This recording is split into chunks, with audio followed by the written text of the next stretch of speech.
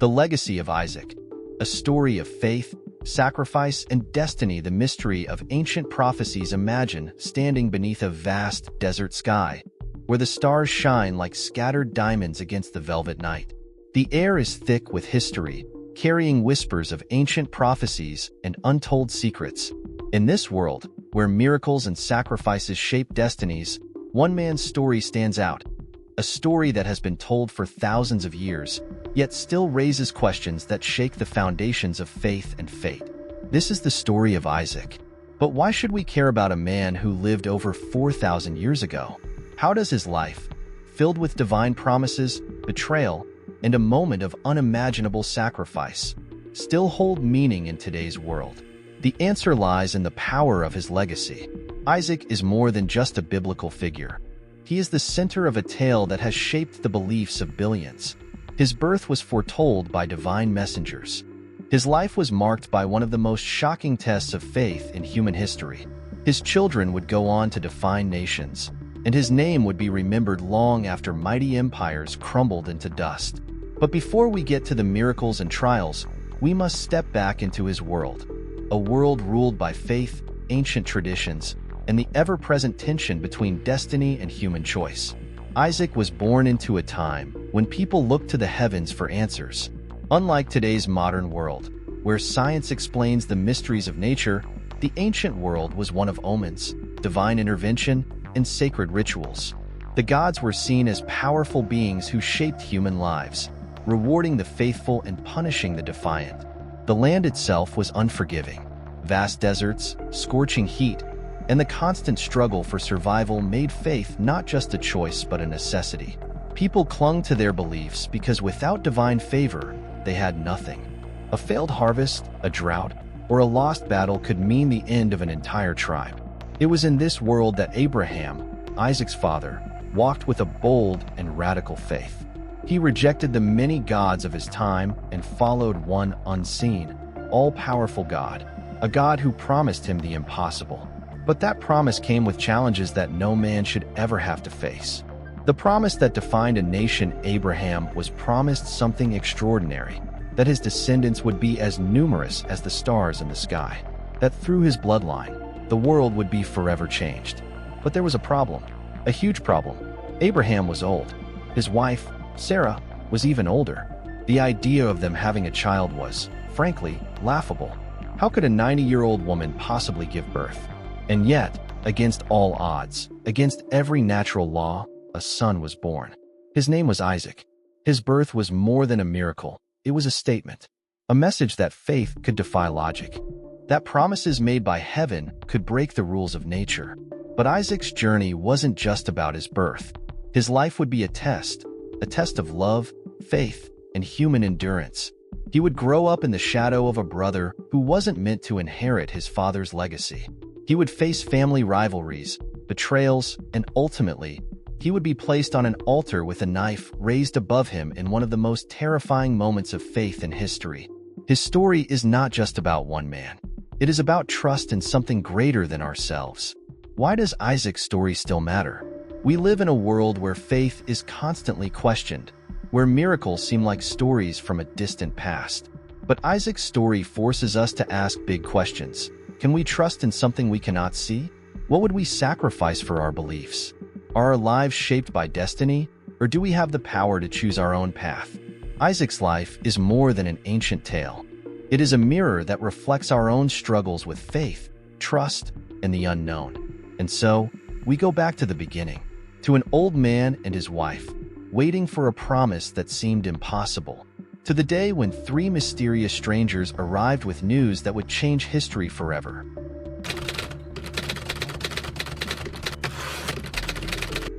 The promise and the birth of Isaac, a dream that seemed impossible. Abraham was a man of faith, but even faith has its limits.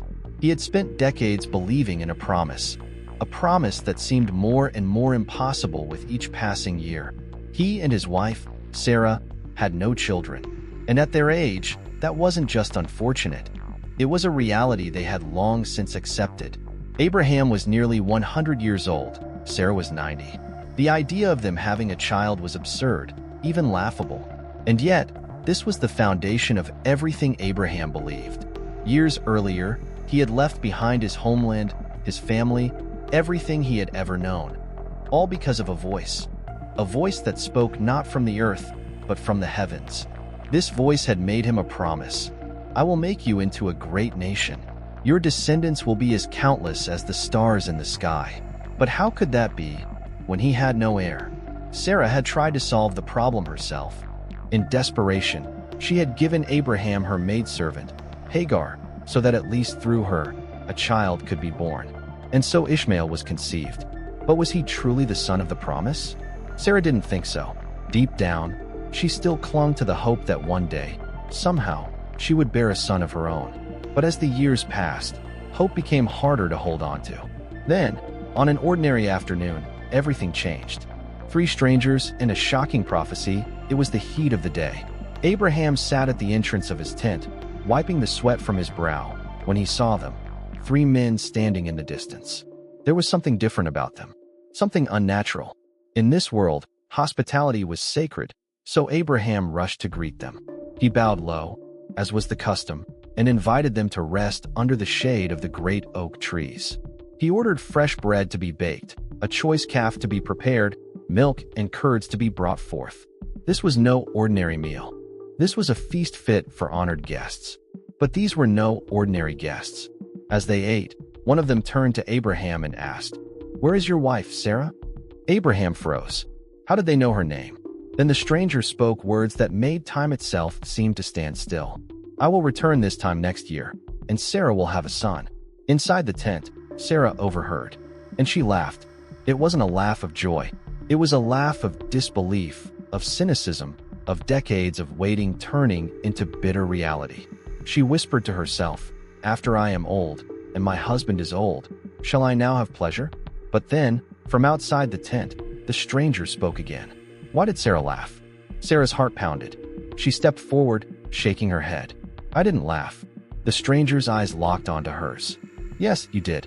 And then he asked a question that would echo through history. "Is anything too hard for the Lord?" And just like that, the conversation was over. The men rose, and they left. But something in the air had changed. The impossible becomes reality. Days passed, then weeks, then months, and then, against all odds, Sarah conceived. Imagine the moment when she realized, the moment when she knew. At first, she might have dismissed it as wishful thinking.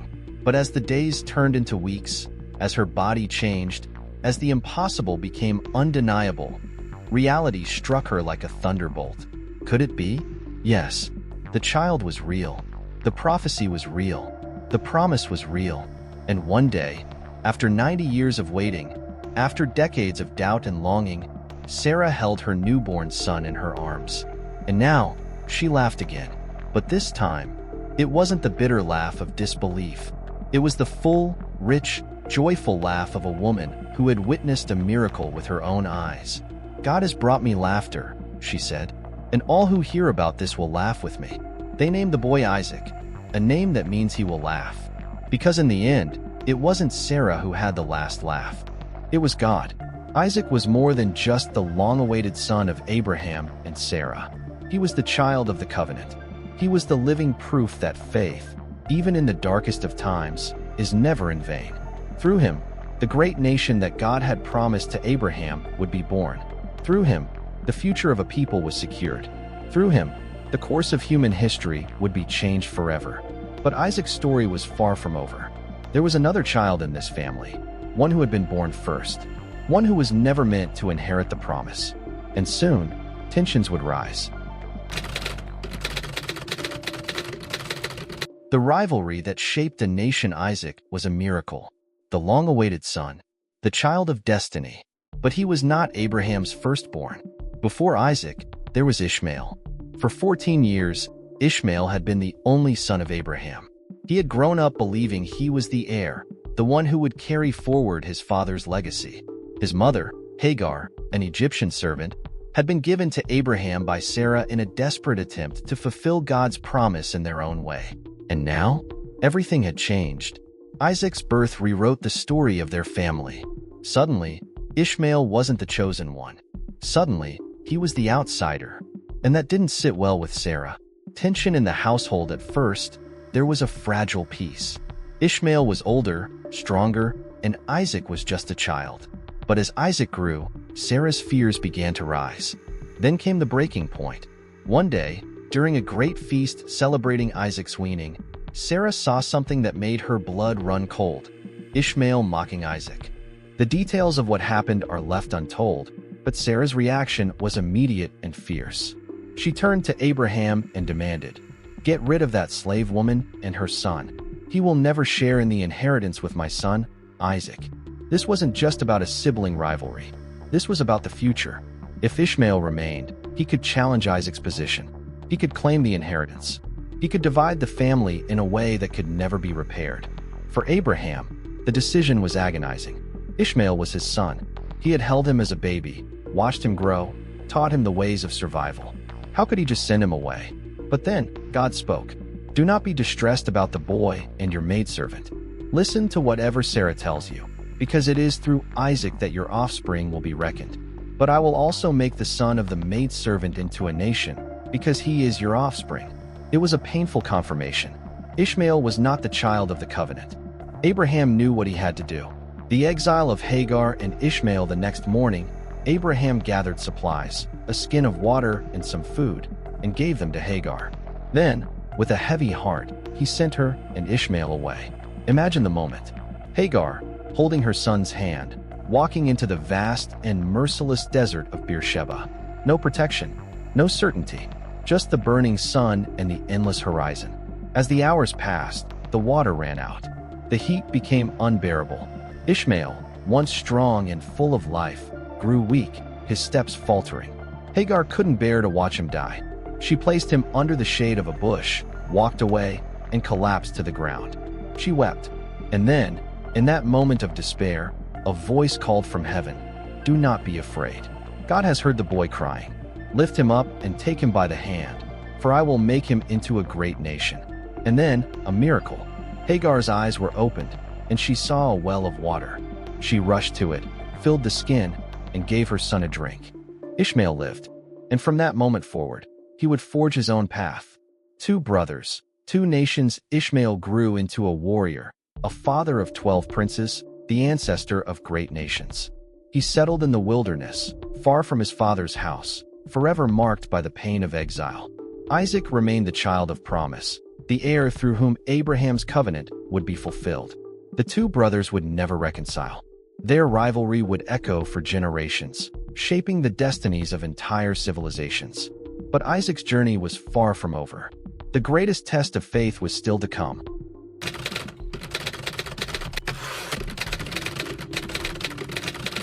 The ultimate test. The trial on Mount Moriah, a divine command that shook the heavens. Isaac was growing into a young man, strong and full of promise. He was not just Abraham's son. He was the child of the covenant, the fulfillment of a prophecy that had once seemed impossible. Through him, a great nation would rise, a people chosen by God. But then, the unthinkable happened. One night, Abraham was awakened by a voice he knew well.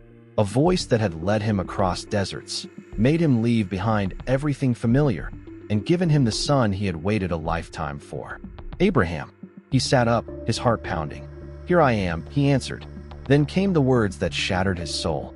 "Take your son, your only son, whom you love, Isaac. Go to the land of Moriah.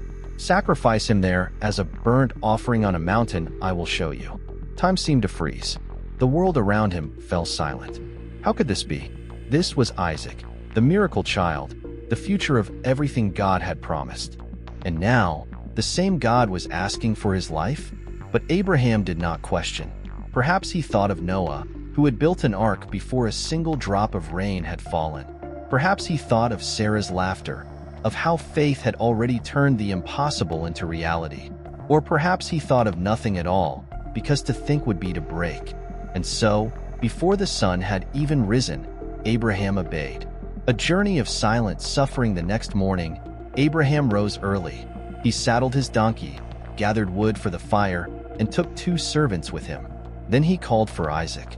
Together, they set out on a 3-day journey. 3 days. 3 days of walking beside the son he loved. knowing what lay ahead. 3 days of listening to Isaac's laughter, watching his easy steps, his youthful energy, knowing that with every step, he was leading him toward death. And Isaac suspected nothing. To him, this was just another journey, another act of worship to the God his father so faithfully followed. But Abraham's silence must have been heavy. And then, on the 3rd day, Abraham looked up and saw the mountain. His heart must have stopped. Where is the lamb? Abraham turned to the 2 servants who had traveled with them. Stay here with the donkey, he said, while I and the boy go over there. We will worship, and then we will come back to you. A statement of faith? Or a hope that he barely dared to believe? Then he took the wood for the sacrifice and placed it on Isaac's back. Isaac would carry the very wood that was meant for his own death. Abraham carried the fire and the knife, and together they climbed. But then, as they walked side by side, Isaac broke the silence. Father? Abraham's throat tightened. Yes, my son? Isaac looked at what they carried. He saw the fire, the wood, but something was missing. The fire and wood are here, he said, but where is the lamb for the burnt offering? Abraham could barely breathe. Finally, he whispered, God himself will provide the lamb, my son. And they kept walking. When they reached the place, Abraham moved as if in a dream. He built an altar. He arranged the wood. Every movement was mechanical, deliberate. Then came the moment he had been dreading. He turned to Isaac. There are no words written about what was said between them in that moment. Did Isaac struggle? Did he cry out? Or did he trust his father so completely that he lay down willingly? What we do know is this. Abraham bound his son and laid him on the altar. Then, he reached out his hand and took the knife. The blade caught the light of the sun. The fire crackled nearby. Isaac lay still. Abraham's hand trembled. And then, Abraham. A voice thundered from heaven. Do not lay a hand on the boy. Abraham froze, the knife still raised. His breath came in ragged gasps. Do not do anything to him. Now I know that you fear God, because you have not withheld from me your son, your only son. Abraham lowered the knife. His hands shook as he untied Isaac, pulling him close. And then he looked up. In the thicket nearby, a ram was caught by its horns. A sacrifice. God had provided. With tears in his eyes, Abraham took the ram and offered it in Isaac's place. He named that place, "The Lord will provide." And to this day, it is said, "On the mountain of the Lord it will be provided." The voice from heaven spoke again. Because you have done this, because you did not withhold your only son, I swear by myself that I will bless you. I will make your descendants as numerous as the stars in the sky and as the sand on the seashore. Through your offspring, all nations on earth will be blessed, because you have obeyed me. And with that, it was done. Abraham and Isaac descended the mountain together. Isaac, who had been as good as dead, had been given back to life, and the world would never be the same. But Isaac's story was not over. Soon, he would step into a new chapter, one that would lead him to a woman who would change the course of history.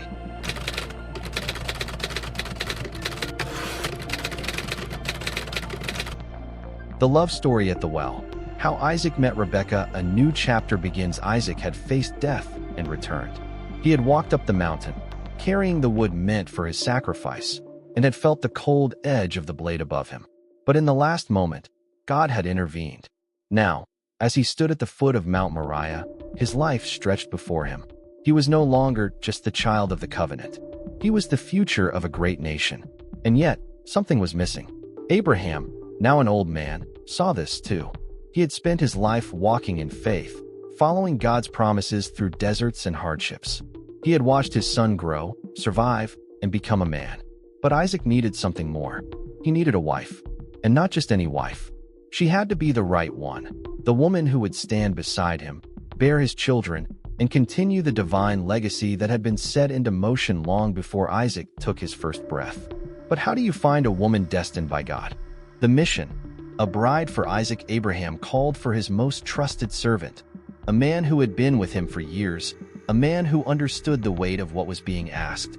Put your hand under my thigh, Abraham said, invoking an ancient custom of making an unbreakable oath. Swear by the Lord, the God of heaven and earth, that you will not take a wife for my son from the Canaanites. Instead, go to my homeland, to my own relatives, and find a wife for him there." The servant hesitated. "But what if the woman refuses to come back with me? Should I take Isaac to your homeland?" Abraham's response was firm. "No, do not take my son back there. The Lord, who brought me here, will send his angel before you. If the woman refuses, you are free from this oath. But Isaac must not return." And so, with 10 camels laden with treasures, the servant set out on his journey, a journey that would change the course of history. After weeks of travel, the servant reached his destination, the land of Nahor, Abraham's ancestral home. Tired from the road, he made his camels kneel beside a well just outside the city. The sun was setting, and he knew that soon, the women of the town would come to draw water. And so he prayed, "Lord, God of my master Abraham, grant me success today. Let it be that when I ask a young woman for water, she will not only give me a drink, but also offer to water my camels. Let her be the one you have chosen for Isaac." Then he waited, and just as he finished praying, she appeared. The woman who changed everything. Her name was Rebekah. She carried a jar on her shoulder, moving with grace and confidence. The servant watched as she approached the well, not knowing that she was the answer to his prayer. He stepped forward. "Please, let me have a little water from your jar," he said. She lowered it immediately, without hesitation. "Drink, my lord," she said. And then, without being asked, she looked at his camels and added, "I will also draw water for your camels until they have had enough." The servant's breath caught in his throat. This was the sign. This was her. He watched, amazed, as she ran back and forth, drawing water not just for him, but for all 10 of his camels, a feat of strength, generosity, and kindness. This was no ordinary woman. This was a woman of destiny. A proposal unlike any other. Still shaken, the servant approached her. "Whose daughter are you?" Her answer sealed everything. She was the granddaughter of Nahor, Abraham's brother. She was part of the family, just as Abraham had hoped. Overcome with emotion, the servant fell to the ground and worshipped God right there at the well. "Praise be to the Lord, the God of my master Abraham. He has led me straight to my master's family." Then he reached into his bags and pulled out gold jewelry, bracelets, rings, and gifts fit for a bride. He placed them on her hands, marking her for something greater than she could have imagined. She ran home to tell her family, and soon, the household of Rebekah stood before the servant, listening to his story, realizing that this was no coincidence. This was divine will. Rebekah's family understood what was happening, but they hesitated.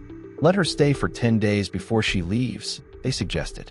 But the servant, knowing that God had already answered the prayer, said, "Do not delay me. The Lord has made my journey successful. Let me take her now." So they called Rebekah and asked her directly, "Will you go with this man?" And without hesitation, without fear, without needing time to consider, she simply said, "I will go." She was ready. She knew this was her destiny. A love written in the stars. Isaac had no idea what was coming. He had stayed behind, waiting, trusting, not knowing that his entire future was on its way to him. One evening, he went out into the fields to meditate. As he lifted his eyes, he saw a caravan approaching, and at the same moment, Rebekah looked up and saw him. Something passed between them, a silent recognition, a moment that felt like fate itself. Rebekah quickly covered herself with her veil, a sign of honor, of readiness. The servant told Isaac everything about the journey, the prayer, the sign at the well. And in that moment, Isaac knew. He took Rebekah into his mother's tent, a place of deep significance, of family and love. And then, in the simplest and most profound words, the story tells us, she became his wife, and he loved her. Isaac had lost his mother, Sarah, not long before. But now, with Rebekah by his side, he was comforted. This was more than a marriage. It was a continuation of a promise, a love that was meant to be. And through them, through their children, the world would never be the same. But their journey was far from over, because even the greatest love stories come with their own trials. And soon, Isaac and Rebekah would face a family struggle that would shake the foundation of their future.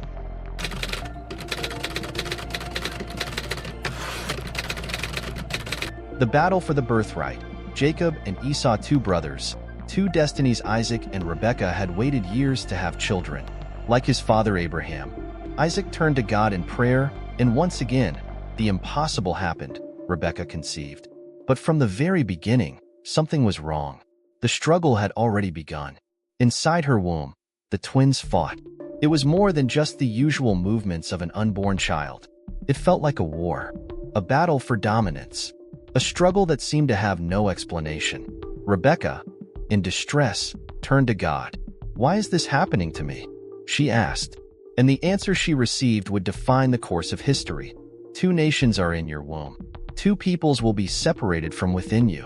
One will be stronger than the other, and the older will serve the younger. It was an unsettling prophecy, one that defied tradition. The firstborn was always meant to lead, to inherit the birthright, to carry the family's legacy. But God had spoken. The younger son would rise above the elder. And then, the day of their birth arrived. Esau, the wild hunter, the first to emerge, was covered in red hair, his skin rough, his body strong. They named him Esau, a name that would forever be associated with wild strength, passion, and the untamed nature of the wilderness. But as Esau was being delivered, something incredible happened. His younger brother's hand was gripping Esau's heel, as if trying to pull him back, to fight for his place even before birth. This child was named Jacob, which means he grasps the heel, a name that would later come to symbolize something far greater: the one who deceives, the one who takes by cunning rather than force. From the moment they were born, their differences were undeniable. Esau was a man of the wild. He became a skilled hunter, a man of the field, strong and fearless. Jacob was quiet, thoughtful, a man who stayed close to the tents. And as they grew, so did the divide between them. The fatal mistake, selling the birthright. Isaac loved Esau. He admired his strength, his hunting skills, his wild and fearless nature. But Rebekah? She saw something in Jacob that others did not. She remembered the prophecy that the younger son would rule over the elder. And one day, everything changed. Esau had been out hunting. He had spent days in the wilderness, tracking, running, chasing his prey. When he finally returned home, he was starving, weak, exhausted, barely able to stand. And there was Jacob, calmly cooking a rich, red stew. Esau staggered toward him, his breath heavy. "Quick, let me have some of that red stew. I am starving." Jacob turned to face him. And in that moment, a thought crossed his mind. A chance. "First," Jacob said, "sell me your birthright." Esau blinked. He was too hungry to think, too weak to care. "Look, I am about to die. What good is a birthright to me?" Jacob didn't answer. He waited. Esau exhaled sharply. "Fine, swear it to me." And so, he swore. With one careless oath, Esau had traded his future for a bowl of stew. Jacob handed him the food, and Esau ate. He drank, and then, as the last drop passed his lips, it was done. The birthright, the inheritance, the leadership of the family, the divine blessing, was now Jacob's. But that was only the beginning. The deception, a blessing stolen years past. Isaac grew old, and his eyesight faded. He knew his time was near, and so he called for Esau. "My son, I am old and do not know the day of my death. Now, go out to the field, hunt some wild game for me, and prepare me the kind of meal I love. Then I will bless you before I die." The blessing was more than just words. It was the sacred passing of power and promise. Once given, it could not be undone. Esau nodded and rushed out, ready to claim what was his. But Rebekah had been listening. She ran to Jacob, her voice urgent. "Your father is about to bless Esau. You must act now. Go, bring me 2 choice goats. I will prepare them just as your father likes. Then you will go to him and receive the blessing in Esau's place." Jacob hesitated. "But my brother is hairy, and I have smooth skin. What if my father touches me? He will know I am deceiving him." Rebekah's eyes burned with determination. "Let the curse fall on me. Just do as I say." The moment of truth. Jacob dressed in Esau's best clothes. Rebekah covered his arms and neck with goatskins, making them rough to the touch. Then, carrying the prepared meal, Jacob stepped into his father's tent. Isaac turned his blind eyes toward him.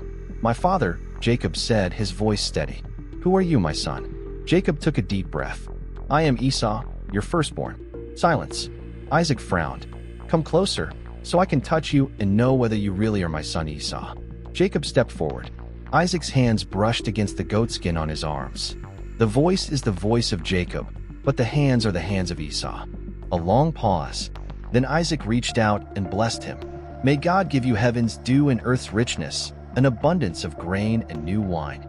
May nations serve you, and peoples bow down to you.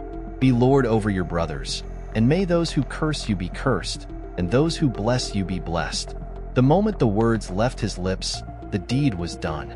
Esau's rage. A brother's vow of vengeance. Jacob barely had time to leave before Esau returned. He rushed into the tent, his hunt completed, the meal prepared. Father, sit up and eat my game, so you may bless me. Isaac trembled violently. Who was it, then, that brought me food before you came? I blessed him, and he will be blessed. Esau let out a cry of anguish, a sound so raw that it shook the tent. Bless me. Me too, my father. Isaac shook his head. Your brother came deceitfully and took your blessing. Esau clenched his fists, his body shaking. Isn't he rightly named Jacob? He has deceived me twice. He took my birthright, and now he has taken my blessing. Tears burned in his eyes. Father, have you only one blessing? Bless me too. But there was nothing left to give. And in that moment, Esau made a vow. The days of mourning for my father are near. Then I will kill my brother Jacob. Rebekah heard those words. And once again, she ran to Jacob. Flee, my son. Go to my brother Laban. Stay there until Esau's fury passes. And so, Jacob ran. Away from his home. Away from his past. Away from the brother who wanted him dead. But this was not the end. For in exile, Jacob would face a trial of his own. And soon, the deceiver would be deceived.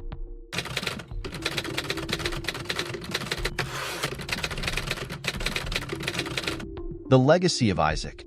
A story that still speaks today. Why Isaac's story still matters. Thousands of years have passed since Isaac walked the earth. The deserts he traveled have long since shifted with the winds of time. The great nations that rose from his descendants have written entire histories of their own.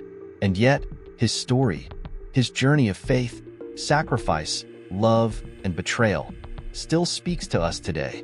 Why? Because Isaac's story is our story. It is a story about trust, trusting in something greater than ourselves, even when everything seems impossible. It is a story about choices, the ones we make in moments of weakness, the ones that shape our futures, the ones we cannot take back. It is a story about family, the bonds that tie us together, the rivalries that tear us apart, and the love that carries on through generations. Most of all, it is a story about faith, not blind belief, but a faith tested in fire. A faith that is challenged, broken, rebuilt, and ultimately rewarded.